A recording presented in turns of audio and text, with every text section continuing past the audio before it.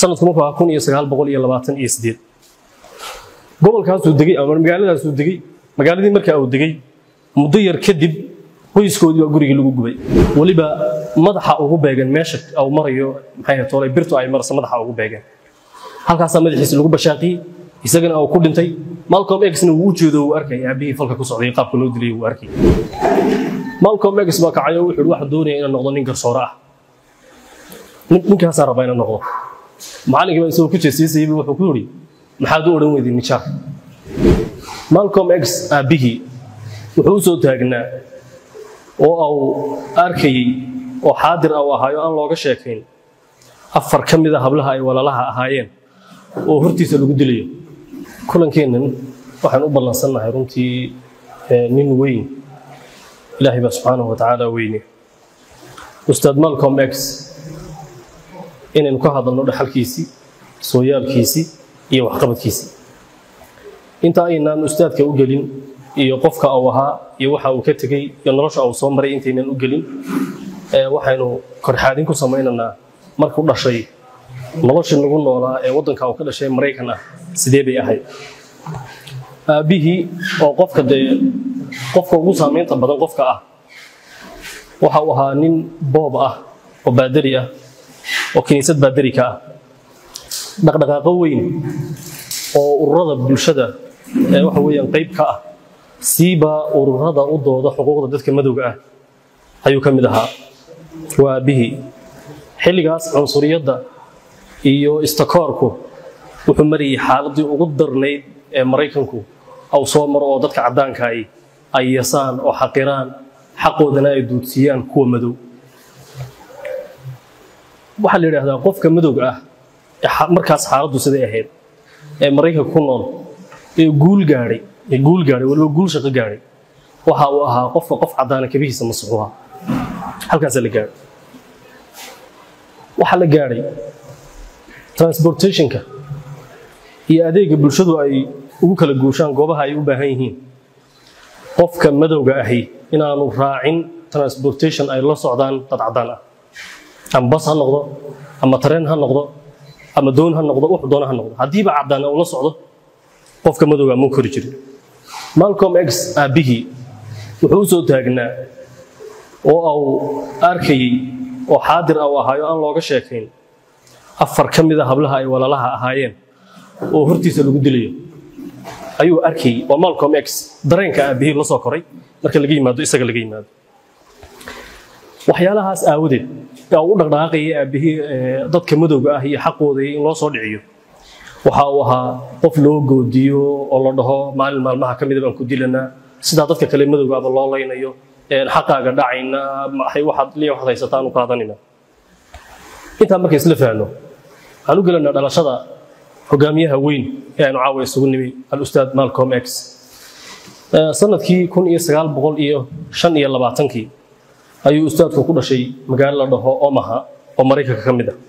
markaas lagu magacaabay Malcolm Little Malcolm kii yaraa lagu magacaabay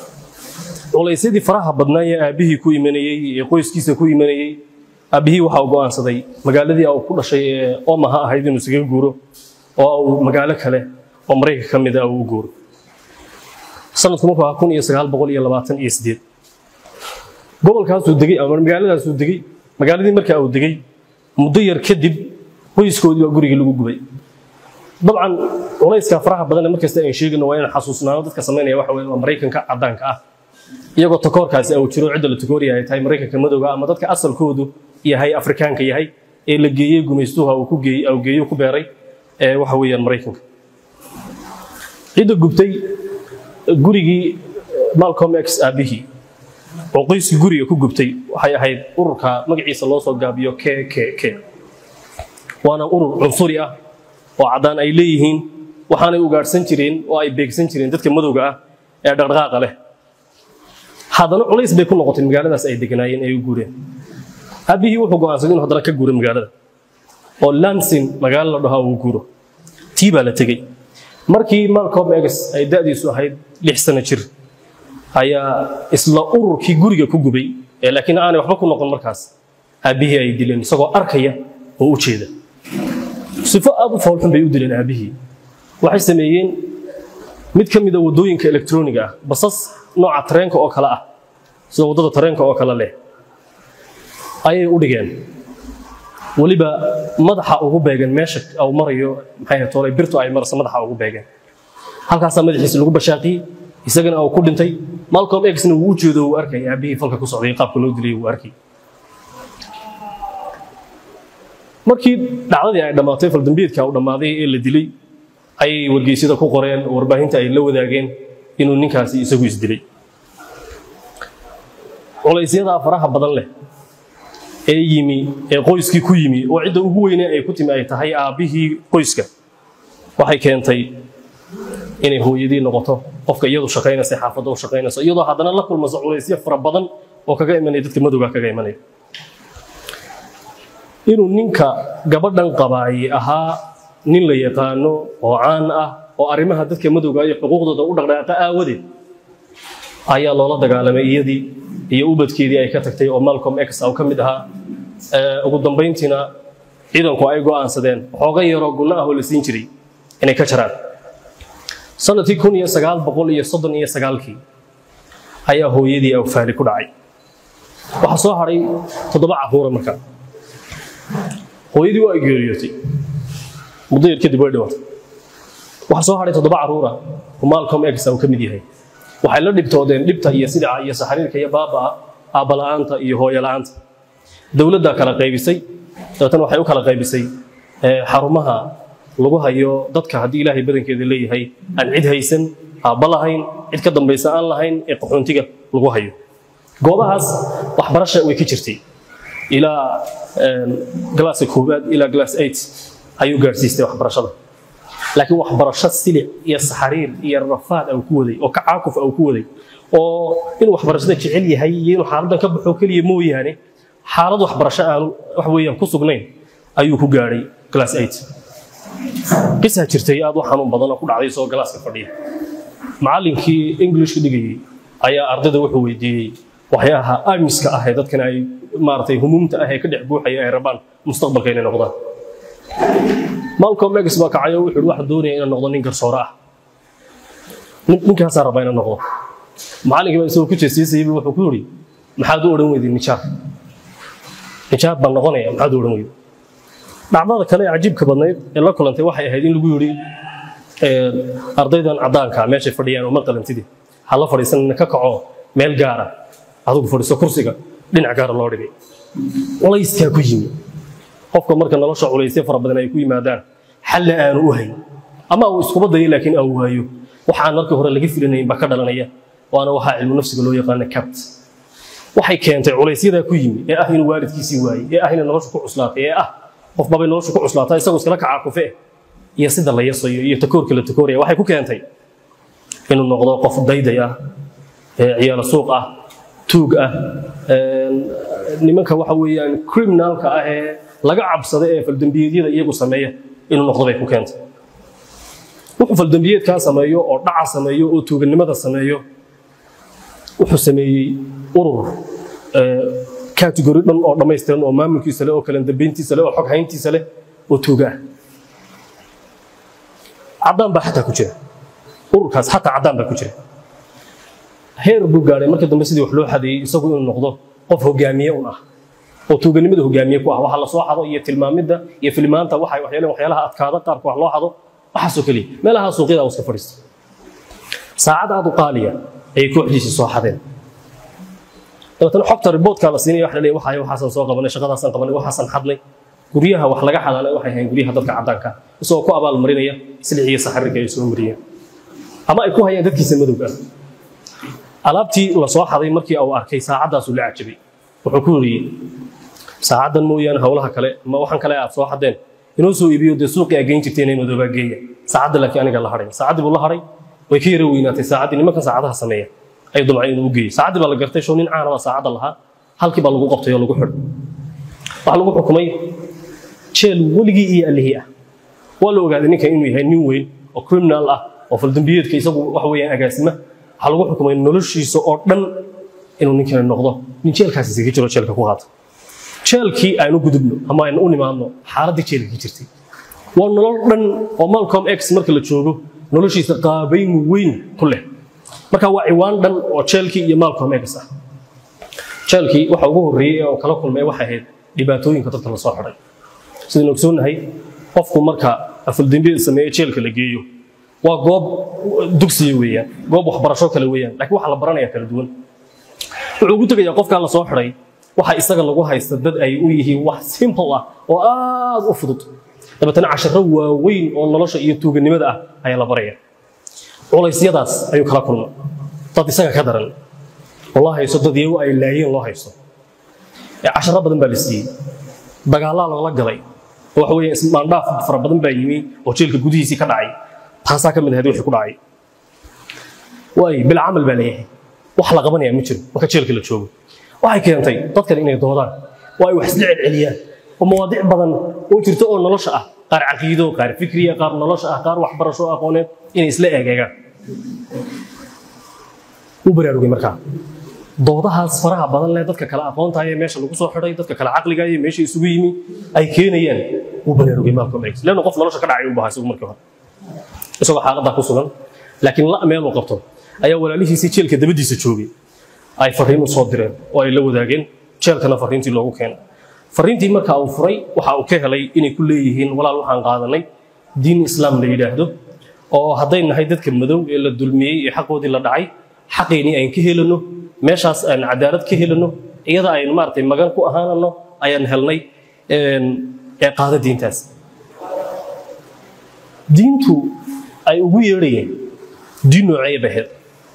qodobkaas inuu galana waxa jira nin la oran jiray Maxamed Muraad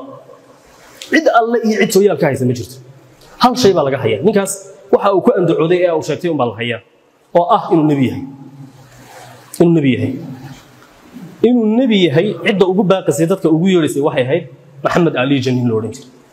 Maxamed Ali dadka wuxuu ka dhadhicin jiray ninkaas nabiga ah inay raacaan isaguna uu yahay dhaxal sugaha ama ninka maartay ninka nabiga dhaxalka ka sugayay nabinimada sugaya taasoo dadka ugu baaqi jiray wuxuu asaasay waa Maxamed Ali Jahan dhaxal sugaha nabinimada ah urur ugu magac daray Nation of Islam in America isu taga iyo ummadda muslimiinta ah ee Mareykanka ayuu asaasay way taa markii isla fahanay aanu limaadno ururkan muxuu aaminsanaa koow inuu jiro nabi wahmi ah oo aan jirin yani aan la ogeyn waa ninka Maxamed Muraad lama arag sooyaal laga ma hayo laakiin waa nabi Maxamed Muraad baa la dhahaa saasay hayaan laba waxyaalo kala duwan oo dhinacyo fara badan ay ka soo qaadanayaan soo qaateen oo soo dhanbasheen islaamka mabaadi'diisa wax kamid ah oo khaldan oo sax ahayn saddex Maxamed Alija wuxuu ku andacooday oo dadka uu ka dhadhiciyaa ugu baaqayo inuu yahay ninka nabiga ee Maxamed Muraad ninka isagu nabinimada ka sugay taa macnaheedu ay tahay qaabka loola dhaqmay Maxamed Muraad inay noqoto qaabka nabiga loola dhaqmay afar waxay aaminsan yihiin inay jiraan laba ilaah sharka xisaabsan oo ka shaqeeya sharka iyo dhibaatada iyo kacaaqufka iyo balanbalka iyo silacaya saxariirka iyo rafaadka iyo inuu jiro ilaah khayrka la dhahaa dikaas ilaah sharka aha oo raxmad badan naxariis badan fiican waxa dheen ilaaha raxmada daran waa ilaaha dadka madow ilaaha naxariista badanina waa ilaaha ka raxmada daran waa ilaaha dadka cad ka raxmada badanina waa ilaaha dadka madow maadaama ayna dhibayaan anaga ilaahooda ilaah dhib badan ah bay dhaheen oo inkaar qaba ah anagu dadka la dhibay maadaama aan nahay ilaahayaga ilaah yaro wacan oo fiican oo ilaah khayr ah saasay dhaheen waxa kamid ah waxay aaminsanaayeen oo qodobka shanaad ah laba jeer in la tukado maalinkii gelinka hore iyo gelinka dambe ama subaxii iyo habeenkii in la tukado qofkuna aanu taagni ku tukanaynin ee kursigiisa uu ku tukanayo qodobka lixaad zakada wacida la siinayo loo geenayaa waxa weeyaan ninka nabiga sheeganaya weeyaan lama hayo ninkaas ee cid loo sii marinaya waa Maxamed Alija ninka ururka asaasay weeyaan xajka qofka aan tagi karayn Makka qasri Chicago ku yaala oo uu leeyahay Maxamed Alija ayaa la tagay saas xaj ah waxa uu ah soonka bisha Ramadaan lama soomayo ee waxa la soomayaa xilliga ciidda Kristaanka ayaa lagu beegay oo sharka xilliga ay yaraanayay bay leeyihiin dadku ciid iyo xasiga mashquulsan yihiin waxay aaminsan yihiin saddex diimood oo la isu geeyay Yahuudda Kristiyaanka iyo Muslimka ama Islaamka oo la isu geeyo la isku barxay ayay saddexda baa aaminsanayeen way Malcolm X diinta noocaas ah oo qaata diinta saas ayuu qaatay hadhow shaki doona oo baaritaan uu gali doona laakiin in baa wax akhlaaqiyad anshaxa wanaagsan ka sheekeynaya runta ka sheekeynaya ay ku jiraan jeelka niqaashaadkii iyo doodihii iyo debatidii faraha badnaa la geliyay ee ka jiray iyo diinta uu qaatay oo diin isdiidooyin fara badan ay ku jiraan baa waxay ku keentay Malcolm X inuu wax ka akhriyo diimaha inuu wax ka akhriyo dhaxalka falaasifadii iyo dadkii waxa weeyaan falsafada yaqaanay ee reer galbeedka iyo reer barigaba islaamka iyo dadka aan maartay muslimka ahayn Malcolm X akhriskaas noocaas wuxuu dhaxal siiyay isla jeelka gudihiisa inuu ku galo munaadaraad iyo doodo waaweyn oo dadka jeelku ay isugu yimaadaan inuu ku galo dhaxal siiyay isla munaadaraadka iyo doodaha uu galay Malcolm X waxay dhaxal siisay isagana khibrado fara badan oo dadka sida loola hadlaa ee ummad loo soo hor istaago sida dadka loogula doodo daliil evidence cadaymo iyo logic iyo maskax dadka loogu qanciyo ay dhaxal siisay Malcolm X wuxuu ka kacay oo uu ka tagay noloshii ahayd silica iyo saxariirka iyo inuu nolosha ka dhacsan yahay markaas wuxuu qabtay nolosha daalacashada dhiganayaasha thaqaafada fikirka camiiqa ee xeesha dheer ee wax walba la isweydiinay fikirku waa laba midna waxa weeyaan fikir yar oo iska simple oo fudud oo qofku intuu shay isweydiiyo dadana isagoo natiijo badan oo saas aan gaarin wixii uu siga tabayo hawl kale oo qabanay fikirna waa fikir xeel dheer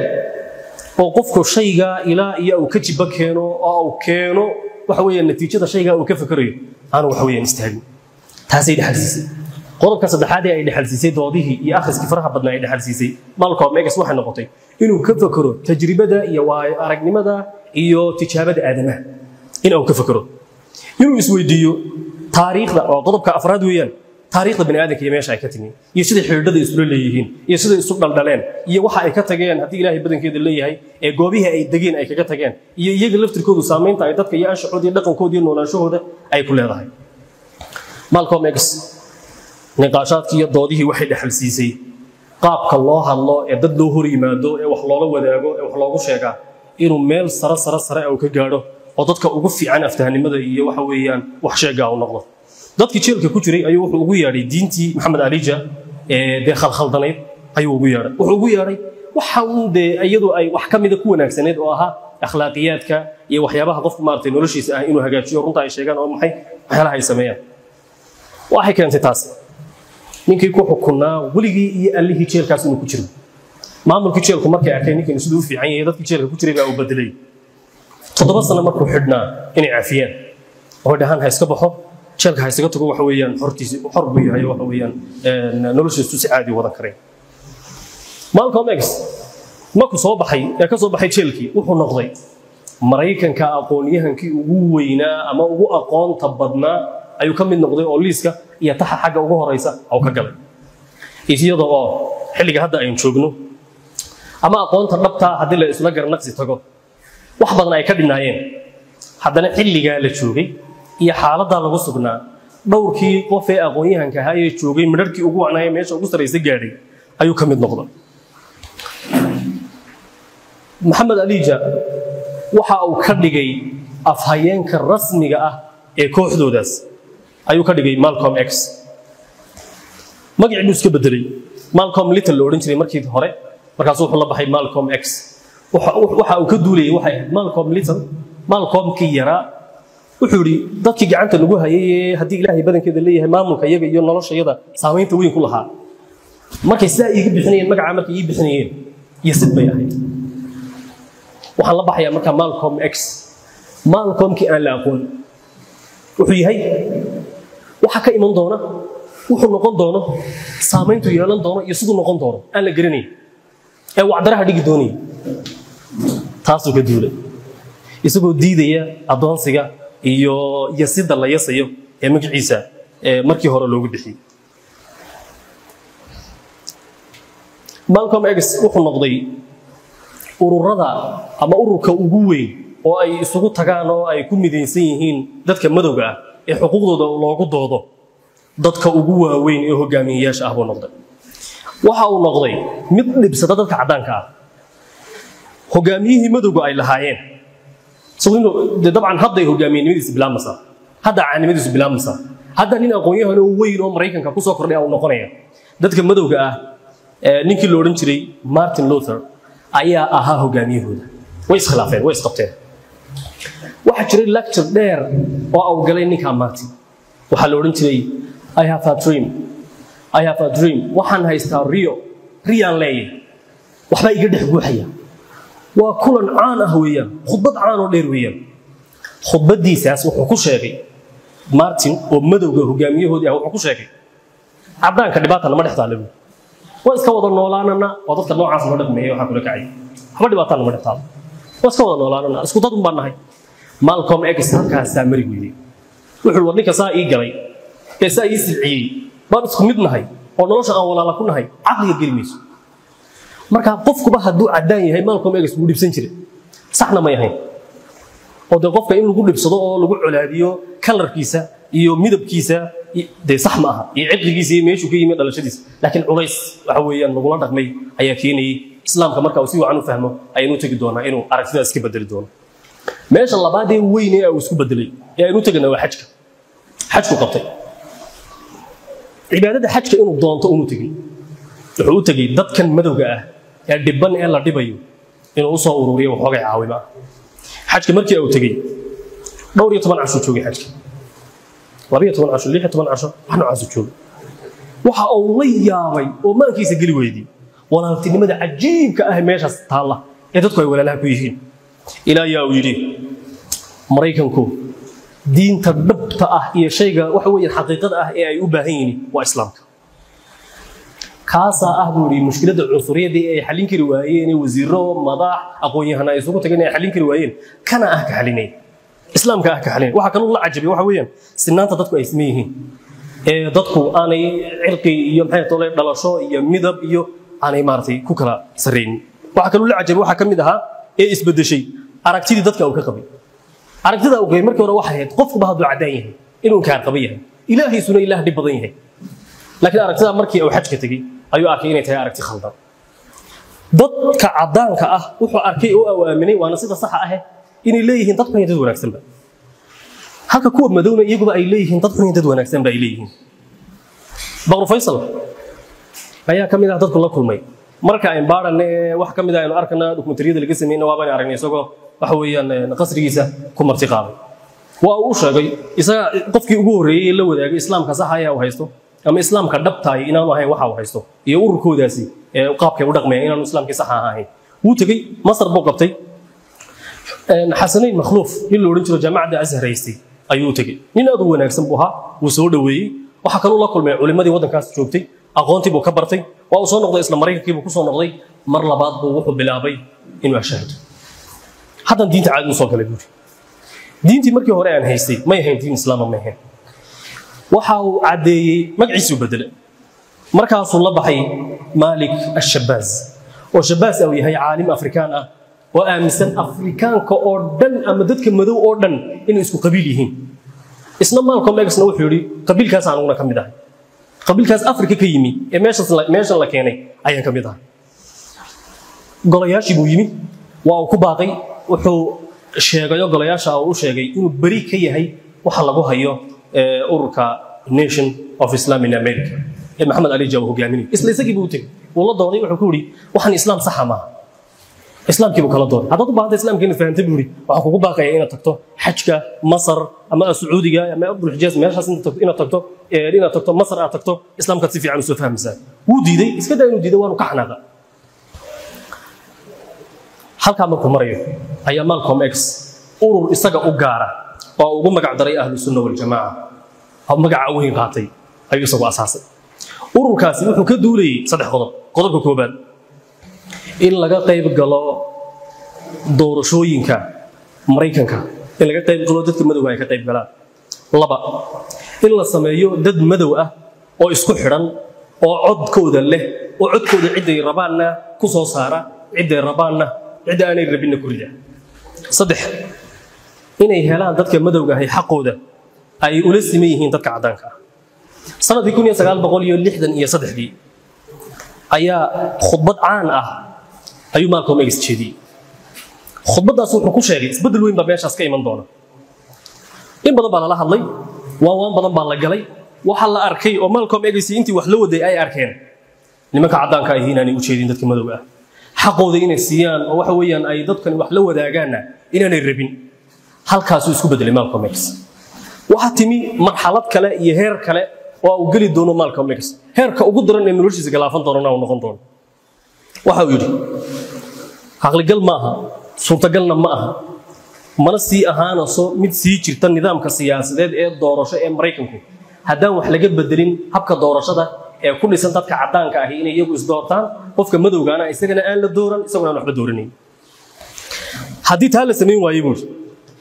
dadka madowga ahi waa waantan iyo doorasho riwaayadan iyo way ka gudbi doonaan waxay u gudbi doonaan inay ama wax la soo baxaan ama ay wax laayaan buu oo xaqooda ay dhacsadaan waxa uu ku celcelin jiray shicaar ah the pilot or the pilot ama waxaan ikhtiraacna ama xaqayga hadina la siin waayo waan dagaalamayna halkaas waxay keentay in jaraa'idada wargeysyada hadii ilaahay badankeeda leeyahay TV-yada in lagu daabaco ninkani inuu yahay nin Mareykanka khatar ku ah waxaana loo aqoonsaday qofka ugu khatarta badan Mareykanka inuu yahay ee dhibta ku haya muujinta dadaalkii iyadoo saatahay oo dhibkaasi ay jiro oo rafaadkaasi ay jiro oo kacaakufkaasi ay jiro oo handadaadaasi ay jirto ma joojin dadaalkii awoodii waxay u aqoonsadeen madowgu inuu yahay markaa kani haliyay inuu yahay kani kayaga matalay ay u aqoonsadeen dadkina waxay bilaabeen koox inay u soo galaan iyagoo waxa weeyaan tiradoodu ay aad u fara badantay inay u soo galaan ururkiisii diinta islaamka ay qaataan oo ay shahaadaan caanimada Malcolm X oo helay ee uu gaaray iyo Mareykan halka uu ka gaaray waxay dhaaftay Maxamed Ali Jaa taasa keentay inuu isaga laftigiisu la dagaalamo waxa xaaladda ugu adag ee gabagabada ka dhigi doonta Malcolm X noloshiisa waxay isugu yimid laba cadow iyo laba dagaal bay isugu yimid laba target ama laba cid oo isaga target gareynaya waa dawladda Mareykanka waa dambi baarayaasheedii waa ciidankeedii waa CID-deedii waa maxaygeedii iyo Maxamed Ali Jaa iyo kooxdiisa oo de fikradda khaldan ay aaminsan yihiin ee aan la doodi karin ee logic aan ku qancin karin ee maana ku qancin karin oo maskax ku qancin karin oo cadaymo iyo baraahiin iyo daliil aan ku cadeyn karin oo ku qancin karin ninka oo kula doodi karin ay door bideen inay dilaan waana sifada qofka aan aqoonin hadii ilaahay badankeeda leeyahay aqoonta gaarsiisan qofka inuu ku qanciyo cadaymo qofka inuu ku qanciyo inay wada fadhiistaan waa shayga kaliya uu eesho inuu ku dilo inuu ku qarxiyo oo ku laayo oo waxa dhacay caanimada uu helay sidii wargeysyadu u daabacayeen ee TV-yada loogu hadlayay ee idaacadaha loogu hadlayay hogaamiyihii dhammaayeen dadka madowga ahaa ee Martin inuu kor maraba halkaas u gaaray Malcolm X waxa uu ogaaday oo uu gartay oo uu yaqiinsaday inuu dhimanayo noloshiisana guntiisa iyo gabagabadiisa ay tahay ayuu yaqiinsaday nin weyn wadkii uu yaqaanaa baa leeyahay oo Soomaalidu ay tiraahdaa hadal buu oran jiray markaa khudbadahana uu ka oran jiray wuxuu oran jiray xilliga aan ku jiray waa xilligii shahaadada aan qaadan lahaa oo aan dhiman lahaa anigoo dadka saxaya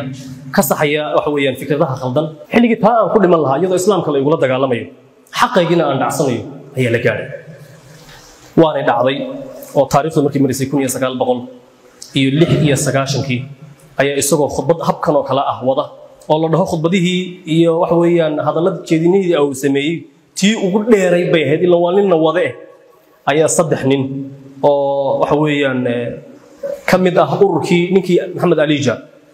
ay ku toogteen hoolkii iyo memberkii iyo bartii ay taagnaa ay ku toogteen 16 rasaas ay ku dhufteen bartina aanu kala waxa weeyaan dhinacna wala dhicin maxay dhashay dilkii Malcolm X waxay dhashay saddex qodob qodobka koobaad inay u kulmaan ururo adag oo madowgi ah oo dadaalkii barti ka sii wada ninkan laba dadaal booday dadaal badbaadin ah oo dadkan xaqoodii inuu soo dhiciyaa iyo dadaal diimeed oo dadkan inuu fahamsiiyo diinta saxa ah diinta ay kaga baxayaan takoorka isla cadaanka laftirkooda hadii ilaahay badanka ila markuu soo noqday waynaga tilmaanay fikradii ahayd inuu madow yihiin dadka khayrka badan cadaanku yihiin dadka sharka badan wuu iskaga tagay waanu arkay in fikrad khaldan tahay ila dadka cadaanka markii dambe la saaxiibay oo diinta ugu yeeri jiray kuwan laakiin waxay noqdeen kuwa aan aqoontiisi lahayn ururadan samaysmay iyagu wuxuu laynaya wuxuu garaacay wuxuu maxay sameynaya aakhiritaankiina ururkii ugu weynaa ee noocaas ahaa Mareykanka gudahooda ay fadqala ka abuureen oo la baabiyay laakiin kacdoonna kale oo badan oo dadkii xuquuqdoonka ahaa ayaa lagu furay arrinkaasi wuxuu gaaray wixii Malcolm X markuu noolaa uu ku baaqayay oo ah dadkaas inay xaqooda helaan oo wax dooran karaan oo la dooran karo oo dadka maamulka ee xilka haya ay wax ku yeelan karaan in la gaaro sanadkii 1995 ayaa xeerkii doorashooyinka waxa laga saaray meesha xeer ka mid aha ama qodob ku jiray oo ahaa qofka wax dooranaya waa inuu wax akhriyo karayo markay saa leeyihiin waxa meesha ka baxaya dhammaan qofka soo madooba waa meesha ka baxaya qofka soo madoob midab dhowr ah oo iyagu dadaalay mooyaan sida Malcolm X oo kale oo isagu dadaal gaar ah isku bixiyay leeyahay waa kii markuu joogay jeelka ahaa nin wax akhriyo 15 saacadood maalinkii يعني مالكي oo dhameystiran iyo 3 saacadood habeenkii kamid ah iftiinka iyo nalku marka laga damiyana waxa uu shidanaya oo miciin bidii ay ahayd daarada iftiinka yar ciidanku iyagu ay shiteen ee hawsha ay ku qabsanayaan meelaha daldalada ay ka soo galiyo bugaagta inuu dhigayo maartay aw bartaas ka eeganayay laymanka bugaagta oo akhriyo dhiganayaasha maartay oo hayo midarka noocaas mooyaan dadka madowga waa laga mamnuucay waxbarashada sida aawadeed waxba may dooran kareenin way wax ma akhri karaan qodobka sida dhigaya ayaa laga saaray nidaamkii doorasho iyo xeerkii doorasho ee Mareykanka sanadkii 1975 baa waxa dhintay Maxamed Ali Jinnah inankiisa baa uga dambeeyay ururkii inankiisu wuxuu la dhacsanaa qaabada uu wax u wado iyo sidoo wax u aaminsan islaamka sida uu u arko Malcolm X hada waa ninka aabihii oo ka dambeeyay dilkiisa Malcolm X dilkiisa oo ka dambeeyay wuxuu sameeyay muddadii aabihii dhintay hal sano oo kadib 75 buu dhintay aabihii Maxamed Ali Jinnah 76 ba dhammaan waxay aaminsanayd ururkii ahaa Nation of Muslim in America meeshu ka saaray dhammaan waxaan ku baaqay islaamka saxa ah ee uu ugu yeeray Malcolm X ugu yeeray magaciina uu ka bedelay oo wuxuu u bedelay jamciyadda ama ururka Mareykanka ee muslimiinta u bedelay ilaa Malcolm X dhimay ururkiisina baaba'ay hal mar ayaa xubnaha oo ka soo saaray fikradda khaldan sababtuna ay ahayd Malcolm X iyo dadaalkiisa iyo dacwadiisa ee uu ugu yeeray wixii Malcolm X ku yeeray diintii sax ahayd baa waxay noqdeen 200,000 oo qof waa hal mar xubnaha ku qanciyay diinta sax ah inay tahay Malcolm X oo ku dhintay aanay ahayn wax iyagu ay aaminsan yihiin 200,000 bal sawiro ninkaasi dhaxalka uu ka tagay dadkaas ay ahaayeen dhaxalka uu ka tagay dadkaas ay ahaayeen sooyaalka uu soo maray sooyaalka saa u culus buha ee inagoo dabcan wax badan ka tagnay oo xilliga maartay tixgelinay rafaadkaas iyo silicaas iyo saxariirkaas ninka noocaas ah ee qofka kaliya ah waxa uu ina tusinayaa ama waxyaalaha ugu badan ee uu ina tusinaya waxa kamid ah qofku isagoo kaligii ah inuu wax weyn qaban karo oo wax badan looga fadhiyo ummadda oo ka dhashay ee ay wada degan yihiin wada duruufta yihiin wada mabda iyo wada caqiidada ay yihiinna inuu meer weyn u geli karo marka laga yimaado staafkii iyo shaqaalihii intii u shaqeynaysay maskaxda iyo maanka iyo waxa weeyaan ubuucda dadaalka inta leeg ee halka mar 200,000 oo qof ay u qaateen diinta islaamka sax ay u qaateen ee madowga oo dhan ay gaadheen heerka dadka cadaanka ay marayaan oo wax farqi aan u dhaxay ninba dadaalkiisa iyo rafaadkiisa ilciisay saxarkiisa ku keenay laakiin naftiisu uu huran oo u arkay inuu dhimanayo oo rafaadayo oo silcayo oo la dilayo oo uu yaqiinsan in laga dhamaynayo runtii gabadhii waxa kaga baxaya 4 oo ay ka qaadano Malcolm X noloshiisa shanna waan ka dhigi karnaa ka koobaad kaas oo ahaa ka labaad waxa weeyaan isbedelka inoo diyaar garoobo isbedelku wax habeen iyo maalin ku yimaado maaha wax sanad ku yimaado maaha wax 2 sano ku yimaado maaha isbedelka qofku inuu inuu huro oo aqoon u huro oo dadaal u huro oo safar u huro oo lacag u huro wax badan waxaan halka chance u arkayo uga faa'iideysanay wax badan waxa ay rabnaa mararka qaar wuxuu ku xidhay da'bu ku xidhay marar badan waxaan doonanaa ee rabnaa in gaarno xaqiijinaa da'bu ku xidhay ولذلك waxa mudan marka inay degdegin wax maanta aan isleenay in aragtaan bay ahayd ba waxay sax ku yihiin inaan aragno 3 sano kadib inaan aragno 4 sano kadib marka loo eego da'deena khibraddeena iyo aqoonteena isbeddelku inuu xilli u baahan loo diyaar garoobo aqoon loo samaysto rag loo samaysto rag waxaan leeyahay rag iyo kelima laakiin dad in loo samaysto qodobka labaad marna inaan la aqbalin dulmiga cidda dulmiga sameeyaysa cidda la cidda doontaan laakiin inaan la aqbalin dulmiga oo qofka aanu raali ka noqon iska day inaan la aqbalin qofku inuu la dagaalamo oo uu ka hortago sifo kasta oo uu kaga hortagi karayo oo laakiin xikmadaysan oo cadaalad ku dhisan oo aqoon ku dhisan haddii dulmiga in la dagaalama ay keensanayso in wax la sii baabi'iyo waa laga istaagay waxay aqoonyahankeena muslimiintu isweydiiyaan ninka madaxweynaha xilliga la casili karo shacabku ay ku kici karaan waxay dhaheen waa xilliga in xilka laga qaado oo lagu kaco ay ka fududay inuu xilka sii hayo haddii dhibku keenayo iyadoo laga duulayo ninka lagu kaco dabeetana kicitaankii iyo kacdoonkii lagu sameeyay oo dhibku isagu ku hayay shacabka dhib ka daran keensado xaraan waxa ay dhaheen lagu kaco qodobka saddexaad ee maalka meega sayn ka baranaa waxa weeyaan inxiraafka iyo habowga iyo lumitaanku uu noocyo badan yahay sidoo diinta iyo fikirka u galo siyaasadda lagu galaa meel kasta oo uu galana waa kii xaq iyo diinta la dagaalama waa waxa haysta Dr. Zakir Naik waxa haysta weeyaan nimanka eriyanaya ee siyaasiyiinta iyo nimanka dacwadda ka gudbay waa walaalo hal qabiil ay wada yihiin wana qabiilka ugu sareeya Hindiya in adeerkii dacwadda ka gudbiyay markuu la doodi kari waayay ninka wuxuu ninkaas waa wanted gul waa in la dilo diinteena na banaan in la dilo adeerda nimankii ilmaadarada ahaayeen xilka ayeen waxa dhahay waa yaan dilo muxuu galay diintina uu galay dawladina uu galay qodobka ugu dambeeya waxa weeyaan dhibaatooyinka aadanuhu ay leeyihiin kufkufka iyo kacaakufka iyo silica iyo saxariirka bashariyada iyo aadamuhu ay marayaan takoorka iyo isdulmiga iyagu ay iskula kacayaan lagama bixi karo waxaan islaam ahayn lagama bixi karo waxaan ahayn ilaahay subhanahu wa ta'ala waxa uu ugu talagalay aadamuhu inay ku noolaadaan ee taa uu fahmay ustaad Malcolm X ilaahay subhanahu wa ta'ala hawna xariistay aad u mahadsantiin assalamu alaykum wa rahmatullahi wa barakatuh